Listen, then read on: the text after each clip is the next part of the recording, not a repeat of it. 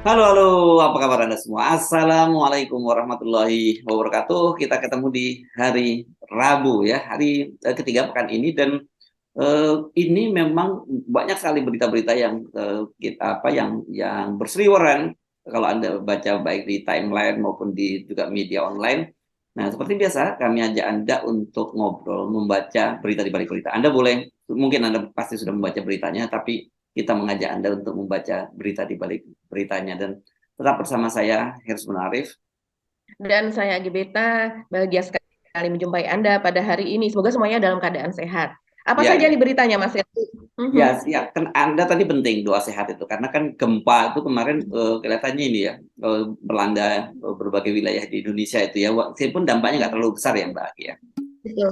Betul, betul sekali Mas Hersu. Jadi gempa beruntun itu memang kalau kita melihat unggahan dari akun BMKG begitu ya di BMKG. Twitter, ini kok ya BMKG di Twitter itu ini kok loh kok gempa lagi, gempa lagi, gempa lagi begitu Mas Hersu. Hmm. Dan ternyata gempa itu memang terjadi di banyak tempat begitu ya. Jadi pada tanggal 5 saja itu tercatat itu ada di NTB begitu, terus kemudian ada di NTT di Alor, terus kemudian juga ada di daerah Tanggamus Lampung, begitu juga di Gorontalo. Pokoknya banyak sekali di Jawa Timur, apalagi kemarin itu tanggal 6 juga ada di Jember ya Mas Hersu. Dan tapi memang alhamdulillahnya gempa beruntun ini yang terjadi di banyak wilayah di Indonesia ini tidak menimbulkan kerusakan atau dampak yang berarti begitu. Tapi itu menimbulkan kewaspadaan lah tentunya begitu. Karena gempa ini kebanyakan adalah jauh dari pantai, jadi terjadi di laut begitu ya. Ada yang puluhan kilometer, bahkan ada yang ratusan gitu dari darat begitu. Dan kemudian kedalamannya juga ada yang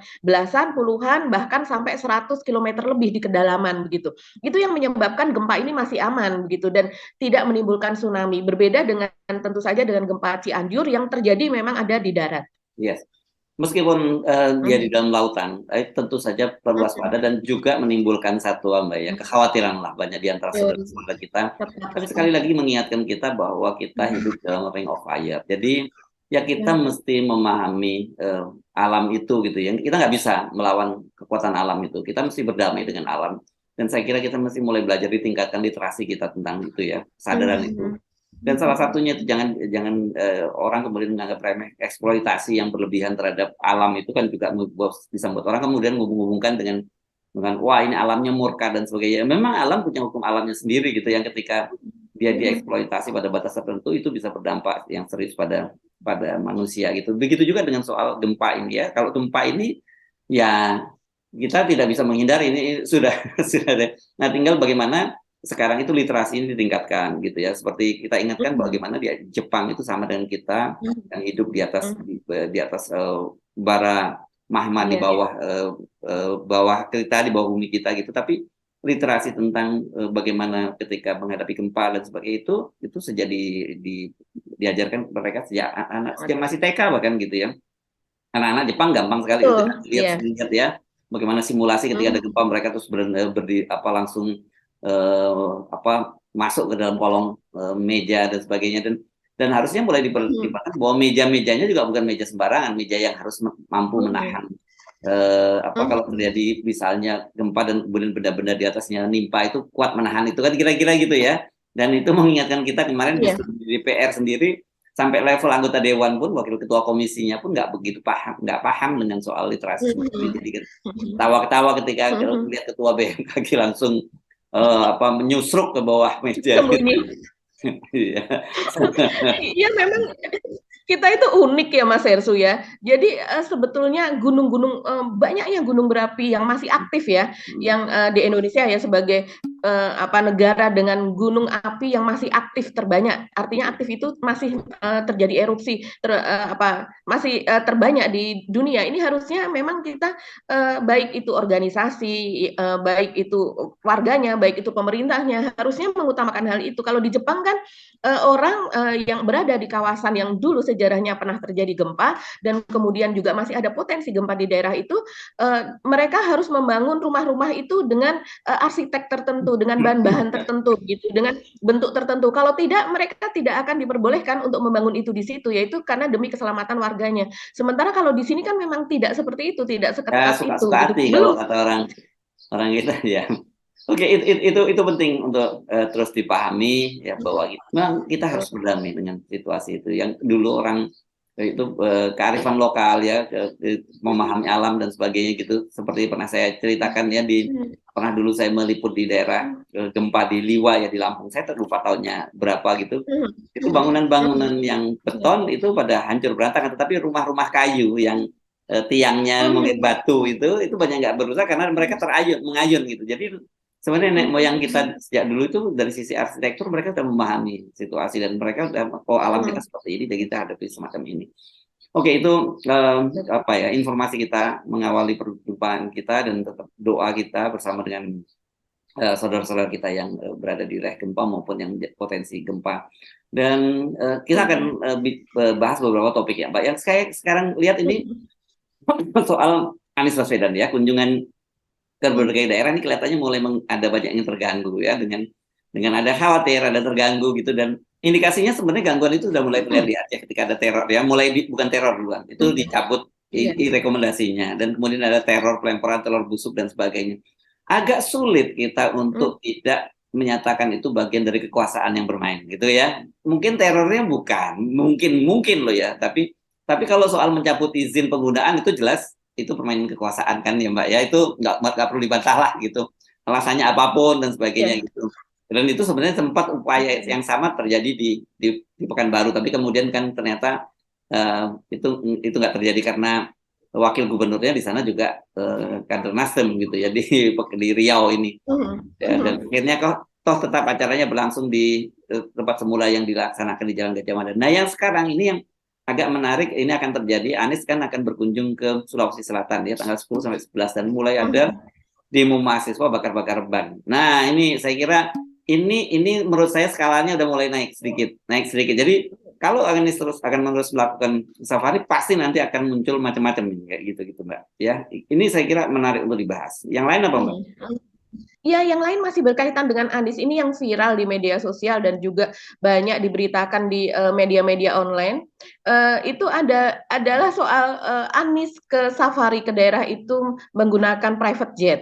Dan videonya ini memang dibagikan di Twitter maupun Instagram gitu ya, dan kemudian dikomentari dengan ramai. Dan ini yang mengeroyok adalah para buzzer, begitu juga dengan dari dari surveyor begitu, ada yang dari pemilik lembaga survei dan sebagainya.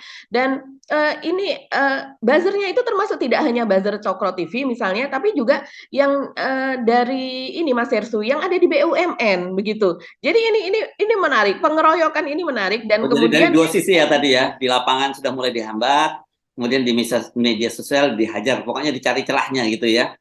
Oke. Iya betul. Iya, jadi Anies ini dituduh dia dibiayai oligarki dan menempel pada oligarki karena selama ini memang narasinya adalah kebanyakan narasi dari pendukung Anies gitu dia adalah tidak mau kalau seandainya presiden mendatang itu adalah boneka dari oligarki. Nah, itu yang kemudian dimainkan. Itu apalagi isu yang menurut Anda kuat? Mungkin ini Mas Hersu ternyata kemarin yang Nusantara Bersatu di GBK itu masih terus berlanjut ya. Walaupun itu sudah ramai begitu ya dipersoalkan, dipertanyakan aksi dari para relawan Pak Jokowi tersebut begitu. Ternyata ini masih terus berlanjut dan berlanjutnya itu mereka akan melakukan kemah di IKN begitu. Seperti halnya dulu Pak Jokowi bersama kalau di para IKN saya kira ini biaya konsolidasinya bisa lebih mahal lagi nih. Ya, itu kalau kan karena transportasinya apa dan sebagainya fasilitasnya di sana kan pasti jauh lebih repot dibandingkan itu. Kalau dulu aja kemarin aja katanya hampir 100 miliar, ini pasti biayanya jauh lebih besar gitu ya. Nah ini berkaitan dengan ini saya kira ini bagian dari narasi yang sama dengan Pak Jokowi ya, karena Pak Jokowi juga otorita itu kan sekarang mengklaim meningkat luar biasa nih tapi minat investasi baru disebutnya minat investasi belum betul konkret. Dan tapi kalau yang kayak gini kan sejak dulu juga awalnya cerita begitu dulu, Sophie Bank terus apa UIL segala macam terus macam-macam lah gitu yang diklaim gitu. Dan tapi ini kan ada juga berita yang sempat saya bahas dengan Bung Rocky Gerung juga soal ada berita di Bloomberg ya, di media di Amerika ini media ekonomi gitu yang dia menyebut namanya falling apart gitu, alias berantakan, jatuh berantakan, bukan jatuh cinta ya, bukan falling in love, bukan falling apart gitu. Jadi Nah ini terserah Mhm, aja, Anda mhm. mau percaya mana yang informasi yang disampaikan oleh Pak Jokowi dan kepala otoritas juga para buzzer, atau Anda percaya dengan media-media asing. Bukan berarti jangan dituduh kemudian, wah terlalu pro asing. Enggak, ini soal objektivitas saja yang kita mau kemukakan. Apalagi media-media besar begitu kan pasti dia menjaga kredibilitasnya ketika dia memberikan judgement semacam itu gitu. Jadi ini juga menarik. Terus saya usul juga soal Goto ya, buku banyak Pak. Ini jadi banyak juga ya yang kita bahas. Goto ini juga terus angkanya terus ini ya terus turun, dan setelah 11 hari gemboknya dibuka ini kemungkinan dipertimbangkan akan di suspens ya, dihentikan dia Iya. penjualan dari saham Goto ini, karena kalau tidak akan terus-menerus hancur ini. Nah ini benar-benar mungkin ada di antara Anda juga yang membeli saham Goto pada waktu itu, tapi concern kita bukan soal orang per orang ya, tentu saja kita ikut merasakan apa ya kesedihan Anda kalau kemudian Anda berinvestasi cukup besar dan hancur. Tetapi yang kita concern adalah ada dana BUMN di situ, dana Telkomsel ya, Iya, 6,4 betul. triliun gitu, yang sekarang Iya. saya nggak tahu tinggal berapa itu, karena kalau penjualan saham perdananya kan 338, dan sementara Iya. pembelian dari Telkomsel kalau nggak salah sekitar 270-an sekian gitulah, yang Iya. angkanya sekarang kalau yang untuk yang umum itu mungkin udah sampai 70% ya yang rontoknya, sementara kalau untuk yang saham Telkomsel sudah 50% lebih ini Iya. rontok gitu ya. Oke, Mhm. itu menarik juga Mbak, yang menurut saya yang penting kita bahas. Dan juga Mhm. soal RKUHP itu juga menarik. Tapi saya kira mungkin kita nggak bisa bahas semua secara dalam ya, karena ini panjang. Tapi kita ada informasikan juga RUU KUHP ini juga menarik, bukan hanya mendapat protes dari dalam negeri, terutama aktivis mahasiswa, aktivis civil society dan demokrasi, tapi beberapa negara juga memprotes itu, termasuk Amerika. Mhm. Tapi concernnya berbeda gitu ya. Kalau kita lebih pada Mhm. semua demokratisasi, mereka melihatnya demokratisasi itu dari persoalan hak-hak, misalnya seks di luar nikah dan sebagainya, buat mereka itu di Mhm. persoalan itu, dan Mhm. kemudian tetap saja diingatkan berkaitan dengan LGBT. Nah ini kan ini Mhm. kita beda. Saya kira kita beda pandangan Mhm. dengan negara-negara luar termasuk Amerika Mhm. soal ini. Oke, mana dulu Mhm. yang Anda mau bahas, Mbak Agi? Silahkan. Sepertinya soal Anies ini menarik Mas Herssu, Oke. apa, penolakan dan juga kemudian gunjingan, dia memakai pesawat private jet gitu ya dalam perjalanannya, terutama, yaitu dari perjalanan dari Aceh dari Riau ya, dari Aceh dia kan ke Riau, dari Riau kemudian ke Sumbar. Enggak, Nah kebalik, itu, kebalik, kebalik. Dari Aceh gimana Mas langsung Herssu? Sumbar dulu. Dari Aceh ke Dari Sumatera Barat. Aceh Dari Aceh ke oh Sumatera dari Barat Aceh dulu, ke baru Sumatera Barat kemudian ke Riau ya? ke Riau. Memang itu nggak ada jalur Oh iya, penerbangan ya kalau dari situ. iya, Maka karena betul. perjalanannya sangat ketat waktu itu. Seingat Mhm. saya tanggalnya kan dia tanggal 2 sampai 3 di Banda Mhm. Aceh, kemudian tanggal 3 sampai 4 di Sumatera Barat, dan kemudian tanggal Mhm. 4-nya dia sudah ada di Pekanbaru, Riau. Jadi Di Pekanbaru, ya betul. secara logika nggak mungkin itu jadwal yang sangat ketat itu kalau ditempuh dengan penerbangan komersial, penerbangan komersial nggak bisa, itu harus pesawat khusus. Dan memang selama ini kan Anies Mhm. kalau terbang ke beberapa daerah termasuk kemarin yang ke Aceh, dia menggunakan pesawat pesawat komersial gitu ya, dan kelasnya kelas ekonomi gitu ya. Pesawat komersial, Nah betul. rupanya Mhm. yang kalau dari saya juga agak bingung ketika dia tiba-tiba dia sudah muncul di Sumatera Barat menggunakan apa, rupanya menggunakan private jet ya. Mhm. Iya betul. Jadi, sebelumnya ini kan memang, sering ada unggahan ya, dan unggahan ini seringkali juga dari netizen gitu, yang melihat Pak Anies ini melakukan perjalanan dengan menggunakan, pesawat reguler dan kemudian kelasnya juga kelas ekonomi begitu. Jadi misalnya seperti ketika dia menghadiri G20 yang lalu itu ya, bulan November ke Bali, terus kemudian juga ketika dia melakukan safari di Sumatera Utara, yaitu tepatnya di Medan, itu kan juga menggunakan penerbangan ekonomi reguler begitu, dan kemudian itu rupanya yang yang dipersoalkan begitu, karena itu sepertinya menjadi branding begitu di kalangan bawah begitu, bahwa Anies ini adalah sosok yang sederhana begitu. Sederhananya tentu bukan sederhana seperti Pak Jokowi begitu ya, konotasi sederhananya berbeda begitu, dan mereka juga menyoroti kekayaan Anies, mereka juga menyoroti keseharian kepribadian Anies, dan juga Anies yang bukan pengusaha dan sebagainya. Nah itu yang dipersoalkan Mas Hersu. salah satu yang mempersoalkan ini dan ramai di media sosial, yaitu utamanya itu di Twitter, itu adalah seorang komisaris BUMN, yaitu tepatnya di PT Pelni, bernama Kang Dede atau Dede Budiarto, begitu Mas Hersu. Ini dia memang sebelum diangkat menjadi komisaris oleh Erick Thohir gitu, dia adalah memang dikenal sebagai seorang buzzer begitu, buzzer dari Pak Jokowi tepatnya ya. Dan ini dia salah satunya yang mempersoalkan, antara lain dia tweet yang dia lakukan ini menjadi viral. Antara lain dia mengatakan seperti ini. Ke Bali disanjung-sanjung naik kelas ekonomi, merakyat katanya. Giliran safari politik naik private jet punya cukong oligarki. Begitu. Nah, terus kemudian dia juga mengatakan mau didandani kayak apa juga Anies Baswedan akan terlihat sifat aslinya. Tweet ini akan diserbu dengan narasi iri bilang bos. Dia mengatakan demikian.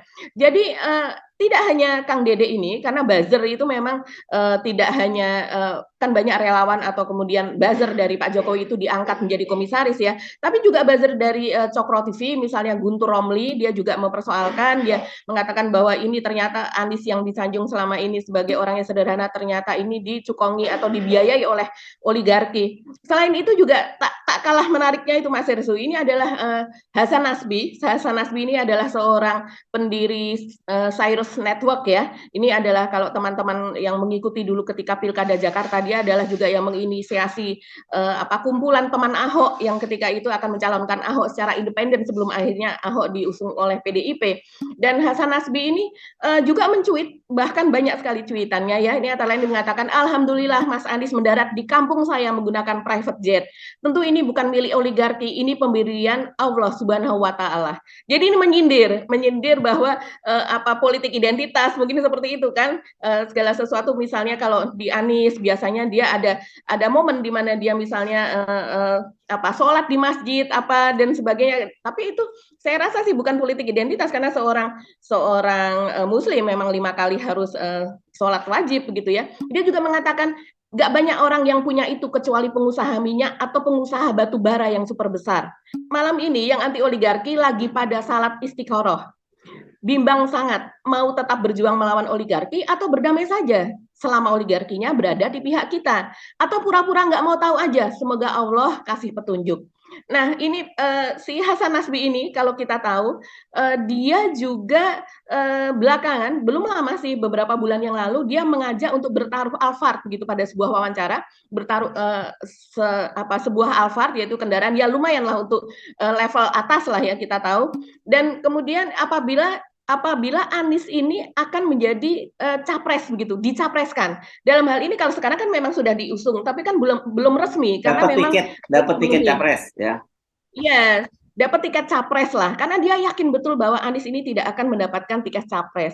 Dan ini yang juga dinanti ini Mas Hersu oleh warganet begitu. Apakah ini artinya Anies akan mendapatkan? Dilihatnya bukan yakin, Mbak. Jangan dilihat itu sebagai keyakinan. Dia punya informasi yang cukup kuat dari lingkaran kekuasaan. Yeah. Saya kira gitu ya. Betul. Jadi dia tahu apa skenarionya, bagaimana apa yang akan terjadi. Iya.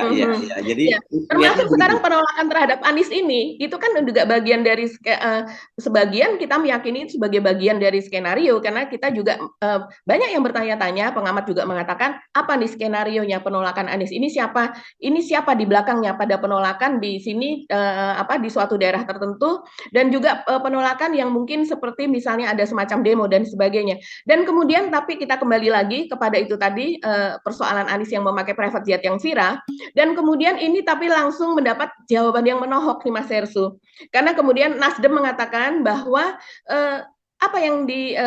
fasilitas yang dipakai Anies itu adalah memang fasilitas dari Nasdem. Seperti Mas Hersu katakan tadi, tidak ada penerbangan begitu dari Aceh ke Sumatera Barat, dan kemudian kan tidak mungkin kalau harus kembali ke Jakarta dan kemudian dari Jakarta baru ke Sumatera Barat, karena rombongan Anies ini bukan rombongan kecil, karena banyak dari pengurus Nasdem juga di situ yang mengikuti rombongan tersebut begitu, sehingga sulit kalau mereka harus mendapatkan penerbangan reguler. Jadi itu pesawat private jet adalah memang disewa oleh Nasdem, dan mereka mengatakan seperti Ahmad Ali begitu ya, Wakil Ketua Umum Nasdem misalnya, atau Bastari Barus, dia mengatakan bahwa fasilitas ini sebenarnya bukan fasilitas yang baru. Jadi memang Nasdem bertanggung jawab terhadap sosok yang mereka usung menjadi calon presiden, dan fasilitas private jet ini juga mereka berikan kepada Pak Jokowi dulu. pada tahun 2014 misalnya Pak JK itu karena Pak JK seorang pengusaha sehingga Pak JK menggunakan private jet milik pribadi. Tapi kalau Pak Jokowi kan bukan pengusaha juga, posisinya sama seperti Anies dulu ya. Jadi Pak Jokowi juga mantan dari wali kota Solo dan Anies mantan dari gubernur gubernur DKI begitu. Malah lebih bagus Pak Jokowi. Pak Jokowi masih seorang pengusaha mebel, eksportir begitu ya. Mungkin kekayaannya juga masih lebih besar. Tapi private jet itu kan sesuatu yang dinilai kalau di Indonesia itu memang hanya orang tertentu yang memiliki. Tapi pada saat itu Nasdem menjelaskan bahwa Pak Jokowi pun juga mendapatkan fasilitas yang sama, yaitu untuk safari ke daerah itu ternyata juga difasilitasi private jet oleh Nasdem. Jadi dalam hal ini apa yang dikatakan oleh Dede, oleh Guntur Romli dan buzzer-buzzer yang lain itu akhirnya terpatahkan Mas Ersu. Ini ramai sekali Mas Ersu. Jadi ini menarik menurut saya ya. Ini saya rasa akan terus berlangsung. Apapun yang dilakukan oleh Anies ini akan selalu disorot begitu dan kemudian dikait-kaitkan dengan politik identitas, kemudian dikaitkan dengan oligarki dan kemudian dikaitkan dengan kesederhanaan. Bahkan mungkin kalau seandainya kemarin ada juga yang itu orang sekian banyak, apakah mereka mendapatkan makanan? Kalau mendapatkan makanan siapa yang menyediakan gitu ya. Tapi sampai sejauh ini memang tidak terbukti bahwa ada biasanya kalau seandainya ada relawan dari Pak Jokowi berkumpul itu kan kemudian dibagikan makanan, kemudian ada sisa sampah begitu ya. Dan kemudian juga kalau seandainya dari bukan capres ya, tapi yang sudah memiliki relawan-relawan saat ini gitu biasanya kan dibagikan sembako, dibagikan kupon dan sebagainya. Sampai sejauh ini sih memang tidak ada begitu sehingga memang Ini sulit memang untuk harus diakui fenomena Anies ini, fenomena kerelawanan ya. Dan ini saya kira yang sebenarnya gitu ya, lepas dari siapapun juga kita dorong semacam ini ya. Tradisi menjanjikan imbalan, memberikan uang transport, memberikan janji sembako itu sebenarnya itu praktek yang tidak sehat dalam demokrasi kita itu kan. Jadi orang akhirnya bukan berdasarkan kesadaran tapi berdasarkan mobilisasi dan iming-iming gitu ya. Ini kan juga sama juga dengan yang kita sebut money politik ya. Itu yang terjadi pada saat ini. Jadi harusnya memang yang didorong itu adalah kerelawanan. Iya, Mas Ersu. Dan ini menyangkut soal kerelawanan. Kalau tadi persoalan Anies itu sudah terjawab, private jet itu milik siapa, begitu, bukan milik oligarki, tapi merupakan fasilitas dari partai. Kita kemudian juga kita nyambung, mungkin kita bisa nyambung ke rencana relawan dari Pak Jokowi yang ketika kemarin sudah mengadakan acara di GBK yang kemudian katanya dia mengatakan bahwa biayanya itu sampai miliaran, bahkan mungkin bisa mencapai 100 miliar itu, dan kemudian masih bersambung sekarang akan mengadakan acara kemah begitu ya, camping begitu di IKN. Nah ini katanya dari panitianya juga sama dengan yang kemarin ada di GBK dari pihak relawannya, mengatakan Pak Jokowi juga sudah menyetujui acara tersebut begitu. Tapi pasti digodok waktunya kapan dan kemudian juga apakah Pak Jokowi akan ikut camping di situ seperti halnya ketika bulan Maret atau April 2022 yang lalu ya Pak. Maret kalau tidak salah, Pak Jokowi mengadakan juga camping bersama dengan seluruh gubernur di seluruh Indonesia dan juga anggota kabinet. Nah ini kita belum tahu nanti seperti apa acaranya gitu. Ya, ini sebenarnya setelah Pak Jokowi itu ada juga yang camping di situ. Namanya Haji Giring Ganesa Jumario, Ketua Umum PSI. Ada ingat nggak ya? Dia pernah juga camping di situ ya. Tapi gini, ini agak menyimpang dikit. Ini supaya ini juga karena menarik karena kita bicara soal camping dan akhirnya bicara soal PSI. Saya tuh baru nyadar dan saya kira nggak tahu apakah banyak orang juga yang nyadar atau tidak ketika kemarin Michael Victor Sianipar itu mengumumkan pengunduran dirinya. Anda ingat nggak Mbak kemarin dia?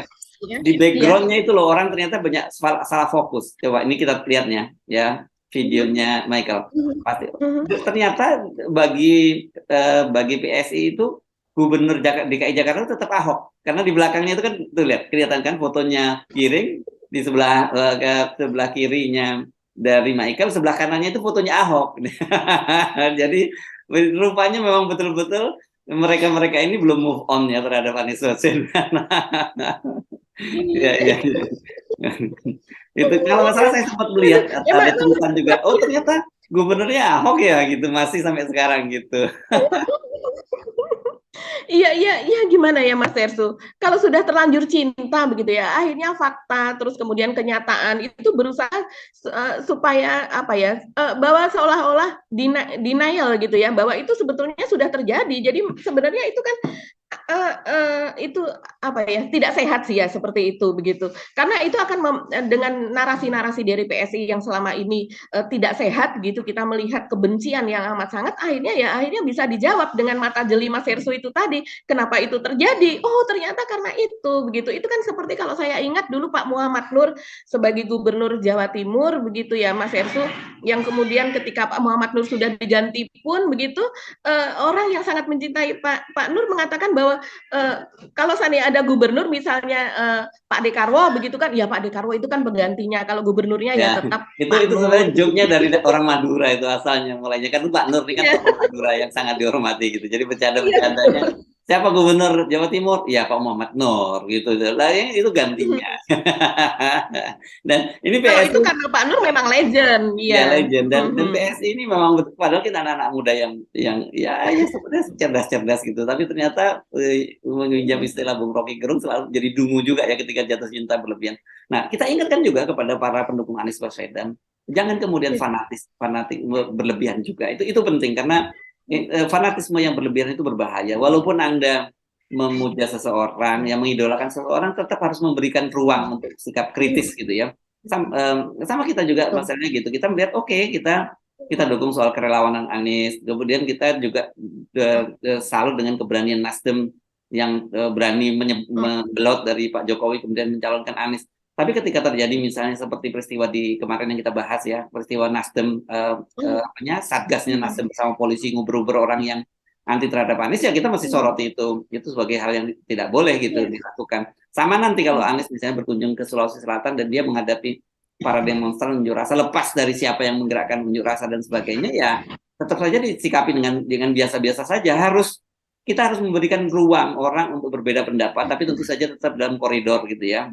Koridornya ya perbedaan pendapat itu kemudian jangan hanya pada level pikiran gitu, bukan hanya pada bentuk fisik dan kemudian ancaman fisik. Nah itu yang nggak boleh dilakukan gitu ya Mbak Agi. Jadi tetap kritis Iya, ya. betul sekali. Nah, kalau Anda mau, kita dorong, kita senang dengan kerelawanan yang muncul karena saya kira kita juga punya keyakinan bahwa satu-satunya cara untuk mengambil, merebut kembali demokrasi dari tangan oligarki itu ya dengan kerelawanan itu gitu ya. Tapi mesti kita ingatkan bahwa nggak mungkin juga kemudian siapapun penguasa di Indonesia ini tidak deal dengan oligarki. Tetapi yang beda itu adalah oligarkinya yang mesti datang kepada penguasa itu dan dia ikut aturan yang dibuat oleh pemerintah, bukan pemerintahnya di drive atau di setir oleh oligarki. Kan terjadi sekarang kan seperti itu. Berbagai kebijakan yang muncul, undang-undang lahir, mulai undang-undang Minerba, undang-undang apa namanya, kok saya tiba-tiba Omnibus Law dan sebagainya, itu semua kelihatan sekali bahwa undang-undang itu didrive oleh oligarki. Dan yang terbaru yang sekarang akan dibahas ini kan soal revisi undang-undang IAN yang baru 1 tahun disusun, itu mau direvisi lagi dan itu jelas dikatakan oleh Pak Suharto Manoarfa itu untuk mengakomodasi kepentingan dari investor gitu. Itu kan ini kan bahaya dong kalau ada pemerintah kok sampai di drive semacam itu gitu. Nah, kita kan jadi bertanya-tanya kemudian ketika disebutkan bahwa sekarang ini relawan mau camping di sana. Kemudian sekarang muncul lagi berapa, kalau sebelumnya kan disebut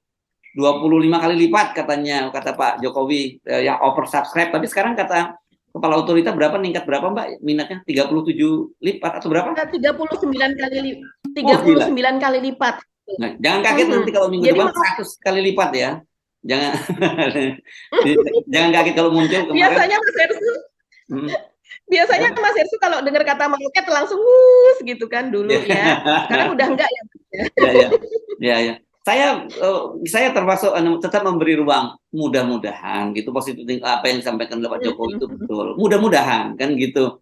Tetapi kan kita mesti bilang gitu. Tetapi biasanya kalau Pak Jokowi itu menyampaikan sesuatu itu diartikan secara terbalik. Ini bukan sarkasme, bukan sinisme. Itu fakta-fakta yang membuktikan yang selama ini terjadi kan gitu ya. Anda terus ingat kan SMK gitu ya waktu itu ya, bagaimana tuh pembelinya sudah antri sampai nggak mampu melayani. Yang gimana mampu melayani, produksinya juga nggak ada kan. Gitu-gitu itu terus ekonomi yang meroket tapi tiba-tiba nyungsep gitu, tidak mau ekspor produk-produk komoditi terutama yang berkaitan dengan bahan pangan gitu ya. Tiba-tiba sekarang bukan ekspor, impor bahan pangan tiba-tiba itu kan begitu gitu. Jadi maksud saya gini, apakah impor itu salah? Enggak. Memang kita masih ada beberapa komoditi yang harus tetap impor gitu ya. Tetapi tentu saja bagaimana itu jangan sampai mematikan para petani kita. Tapi kemudian narasi yang dibangun seolah-olah kita anti pada impor, tapi kemudian kita melakukan impor. Sama dengan seperti Anies Baswedan misalnya gitu. Kalau sekarang dia misalnya betul dia kemudian didrive oleh oligarki, ya tentu kita mesti ingatkan para relawan, itu mulai berbahaya. Tetapi kita harus akui bahwa kita melihat track record orang, kan gitu ya. Selama ketika dia di Jakarta, di DKI Jakarta kan dia kemudian memenuhi janjinya untuk menghentikan proyek reklamasi di pantai utara Jakarta itu yang merupakan proyek-proyek Parataipan Pengembang, bahwa kemudian dalam prosesnya dia kalah di pengadilan karena proses hukum dan sebagainya, itu dua hal yang berbeda. Nah sekarang kita tuntut mestinya ya, Anies sudah mulai bicara soal ibu kota negara baru ini, bagaimana sikap dia dan sebagainya. Menurut saya itu akan jadi menarik dan akan kita pegang gitu sebagai janji dari Anies Baswedan. Iya Mas Hersu, terutama soal kalau kita membicarakan soal IKN tadi ya, yang dari kepala otorita IKN yaitu Pak Bambang Susantono itu kan mengatakan bahwa investasinya sekarang ini sudah diklaim, minat investasi tepatnya yaitu diklaim meningkat 39 kali lipat. Ini kan luar biasa sekali. Kemudian ada 21 negara Eropa begitu ya, antara lain itu Italia, Polandia, Belgia, Hungaria, Rumania, Swedia begitu ya, banyak yang juga dari Eropa Barat dan Timur gitu ya, yang diklaim kemudian tertarik investasi di sana begitu. Ini memang sepertinya ini indah sekali ya, berbunga-bunga gitu Mas Hersu. Tapi seperti kata Mas Hersu tadi, kita harus melihat kebalikannya, sejarah yang sudah terjadi, karena kita juga masih ingat bahwa ada SoftBank begitu ya, SoftBank Group Corporation itu mundur yang katanya tadinya akan berinvestasi sekitar 100 miliar atau sekitar 1.400 triliun. Bayangkan itu luar biasa, karena kebutuhan awal untuk pembangunan IKN itu hanya sekitar 500 sekian triliun, dan itu tiba-tiba saja mundur. Kemudian juga ada Muhammad bin Zayed, yaitu Presiden Uni Emirat Arab, kemudian ada Elon Musk juga yang sampai sekarang tidak jelas, kemudian ada putra mahkota Arab Saudi Muhammad bin Salman yang pada waktu itu sekitar 4 bulan saja 2 kali itu Pak Luhut berkunjung ke Timur Tengah untuk menemui mereka berdua ini, dan dikatakan bahwa mereka juga berminat investasi, tapi sampai sekarang juga tidak ada kelanjutannya begitu ya.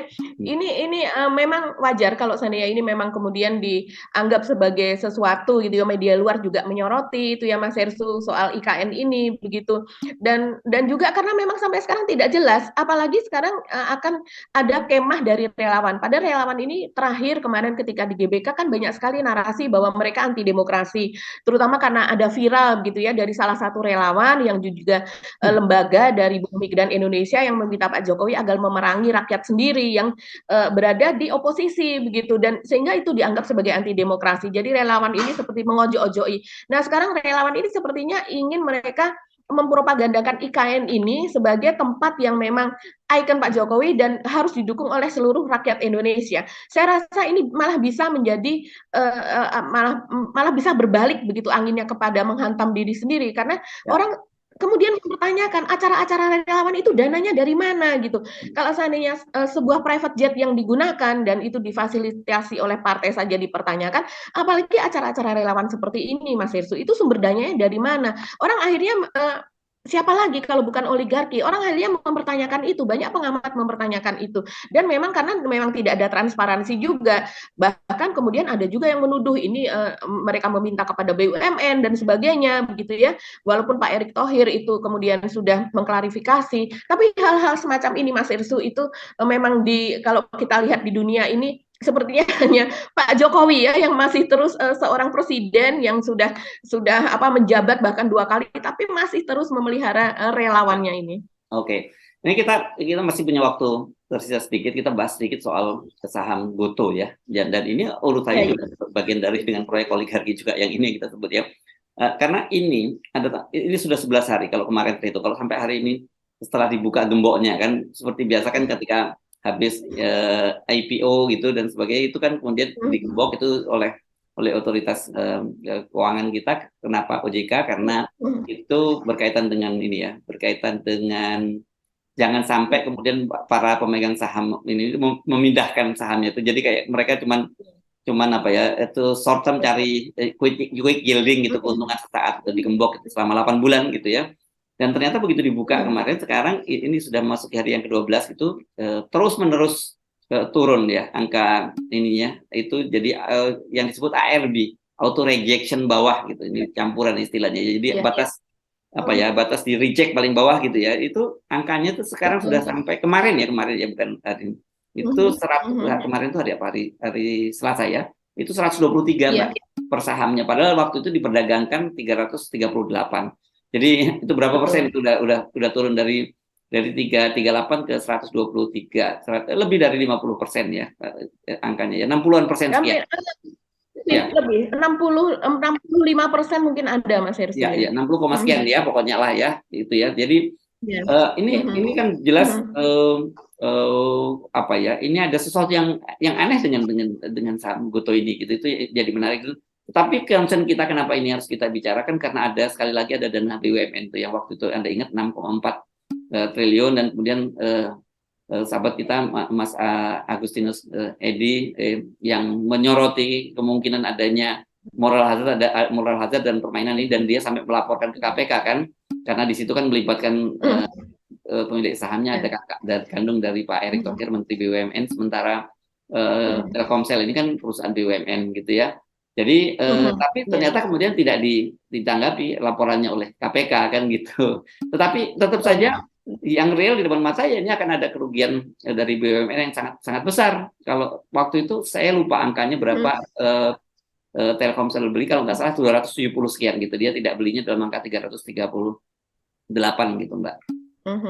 Iya, memang Goto ini adalah fenomena ya Mas Hersu, ini yang disebut sebenarnya ini adalah kebanggaan begitulah ya, Goto ini itu kan salah satu yang dibangga-banggakan. Ya akhirnya kalau kita tahu datanya, kita nggak bangga-bangga banget karena itu ternyata memang bukan milik Indonesia gitu ya.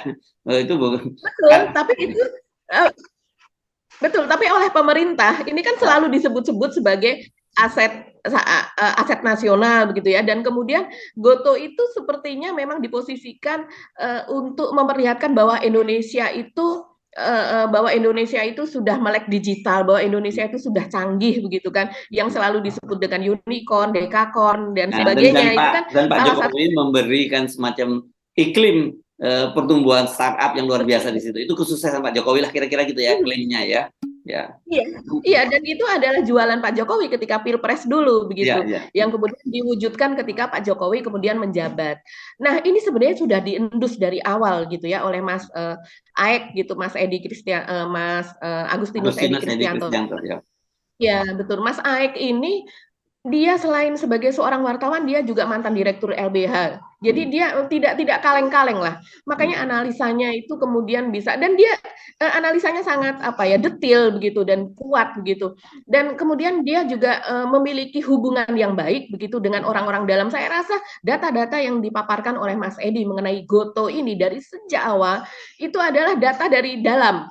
Dan dia pun juga mengatakan bahwa dia mendapatkan suplai data yang kredibel dari sumber-sumber yang dia percaya, karena dia tidak akan menghadirkan data yang kaleng-kaleng atau data kalau seandainya dia tidak percaya, dia tidak akan hadirkan. Dan ternyata ini benar. Ketika itu dia mengatakan bahwa salah satu yang dia curigai adalah karena di perusahaan tersebut, yaitu kakak dari Pak Erick Thohir, yaitu Garibaldi Thohir, itu kan memang menjadi petingginya begitu ya Mas Hersu, dan itu dikhawatirkan itu akan terjadi kong kali kong begitu, karena memang Telkomsel ini adalah anak perusahaan dari Telkom, salah satu BUMN terbesar di Indonesia, kebanggaan kita, dan kemudian itu tentu saja di bawahnya Pak Erick Thohir, dan menginvestasikan kepada perusahaan yang dimana dipimpin oleh pada saat itu dipimpin oleh kakak dari Pak Erick Thohir. Itu yang dipertanyakan.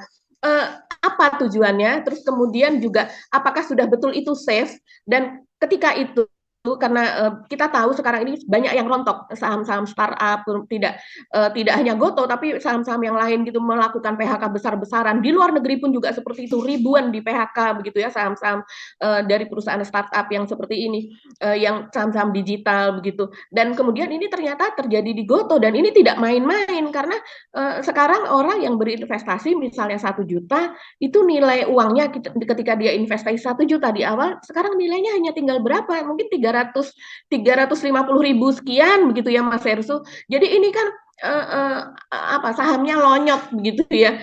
Dan kemudian orang mempertanyakan, apalagi kalau ini sampai triliunan dan dilakukan oleh BUMN, ini seharusnya kalau yang sudah lalu ini harusnya dipanggil gitu Mas Herssu. Ini sudah diproses karena BUMN atau saham-saham rakyat lah, ini kan perusahaan tersebut kan milik rakyat juga, itu harusnya diinvestasikan kepada saham-saham yang kredibel, kepada saham-saham yang aman.